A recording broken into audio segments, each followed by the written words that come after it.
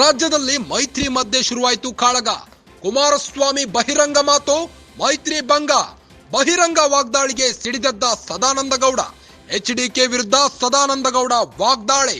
ಎಚ್ಡಿಕೆಗೆ ನಯವಾಗಿಯೇ ತಿವಿದ ಸದಾನಂದಗೌಡ. ಪ್ರೀತಂ ಗೌಡ ಬಗ್ಗೆ ಬಹಿರಂಗ ಚರ್ಚೆ ಸರಿಯಲ್ಲ, ಸಾರ್ವಜನಿಕವಾಗಿ ಚರ್ಚೆ ಮಾಡಿದ್ದು ಸರಿಯಾಗಲ್ಲ. ಕುಮಾರಸ್ವಾಮಿ ಈಗ ಉನ್ನತ ಸ್ಥಾನದಲ್ಲಿದ್ದೀರಿ, ಎನ್ಡಿಎ ಸರ್ಕಾರದಲ್ಲಿ ಮಂತ್ರಿಯಾಗಿದ್ದೀರಿ, ಅವರಿಗೆ ಆದಂತಹ ಒಂದು ವೇದಿಕೆ ಇತ್ತು, ಅಲ್ಲೇ ಎಚ್ ಡಿ ಕುಮಾರಸ್ವಾಮಿ ಮಾತನಾಡಬಹುದಿತ್ತು.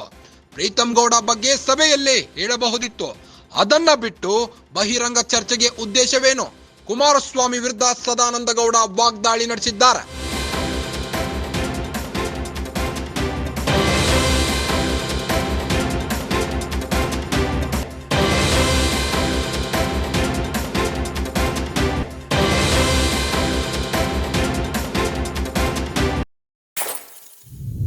ರಾಜ್ಯದಲ್ಲಿ ಮೈತ್ರಿ ಮಧ್ಯೆ ಶುರುವಾಗಿದೆ ಕಾಳಗ.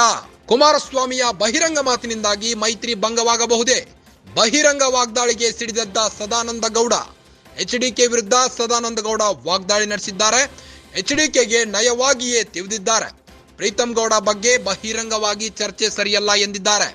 ಸಾರ್ವಜನಿಕವಾಗಿ ಚರ್ಚೆ ಮಾಡಿದ್ದು ಸರಿಯಾಗಲ್ಲ. ಕುಮಾರಸ್ವಾಮಿ ಈಗ ಉನ್ನತ ಸ್ಥಾನದಲ್ಲಿದ್ದೀರಿ, ಎನ್ಡಿಎ ಸರ್ಕಾರದಲ್ಲಿ ಮಂತ್ರಿಯಾಗಿದ್ದೀರಿ, ನಿಮಗೆ ಆದಂತಹ ಒಂದು ವೇದಿಕೆ ಇದೆ, ಅಲ್ಲಿ ಎಚ್ ಡಿ ಕುಮಾರಸ್ವಾಮಿ ಮಾತನಾಡಬಹುದಿತ್ತು. ಪ್ರೀತಂ ಗೌಡ ಬಗ್ಗೆ ಸಭೆಯಲ್ಲಿ ಹೇಳಬಹುದಿತ್ತು. ಅದನ್ನ ಬಿಟ್ಟು ಬಹಿರಂಗ ಚರ್ಚೆಗೆ ಉದ್ದೇಶವೇನು? ಕುಮಾರಸ್ವಾಮಿ ವಿರುದ್ಧ ಸದಾನಂದಗೌಡ ವಾಗ್ದಾಳಿ ನಡೆಸಿದ್ದಾರೆ. ಜಿಟಿ ದೇವೇಗೌಡರು ಅವರು ಮೈಸೂರಿನಲ್ಲಿ ಕೂತ್ಕೊಂಡು ಮಾಡಿದಂತ ಪತ್ರಿಕಾ ಹೇಳಿಕೆ ಇರಬಹುದು, ಸುರೇಶ್ ಬಾಬುರವರು ಅವರ ಶಾಸಕಾಂಗ ಪಕ್ಷದ ನಾಯಕನಾದ ಮೇಲೆ ದೇವೇಗೌಡರು ಸದನದಿಂದ ದೂರ ಉಳಿದಂಥದ್ದು, ಅವರ ಪಕ್ಷದ ಕಾರ್ಯಕ್ರಮದಿಂದ ದೂರ ಉಳಿದದ್ದಿರ್ಬೋದು. ಇದೆಲ್ಲವೂ ಕೂಡ ಒಂದು ರೀತಿಯಲ್ಲಿ ಕುಮಾರಸ್ವಾಮಿ ಅವರ ಮೇಲೆ ಒಂದು ಒತ್ತಡ ಹೇರಿ ದೇವೇಗೌಡರು ಇಲ್ಲ ಈಗ ಮಾಡಕ್ಕಾಗಲ್ಲ, ಹಂಗಿಲ್ಲ ಹಿಂಗಿಲ್ಲ ಅಂತ ಹೇಳಿದಂಥದ್ದು ಕೂಡ ಅವರ ಮೇಲೆ ಪರಿಣಾಮ ಬೀರಿರ್ಬೋದು ಅಂತ ನಾನು ಆಲೋಚನೆ. ಆದರೆ ಇವರನ್ನೆಲ್ಲ ಒಟ್ಟಿಗೆ ಸೇರಿಕೊಂಡು ಹೀಗಾಗಿ ನಾವು ತೀರ್ಮಾನ ಮಾಡಿದ್ದೇವೆ, ಮೊನ್ನೆ ತಾವು ಬರಲಿಲ್ಲ ಅಂತ ಹೇಳಿ ಅವರ ಮಗ ಇದ್ರು ಉಪಸ್ಥಿತರಿದ್ರು, ಮಾಡಬೇಕಾದಂತ ಕೆಲಸ ಕಾರ್ಯಗಳನ್ನು ಮಾಡ್ತಾ ಇದ್ರು.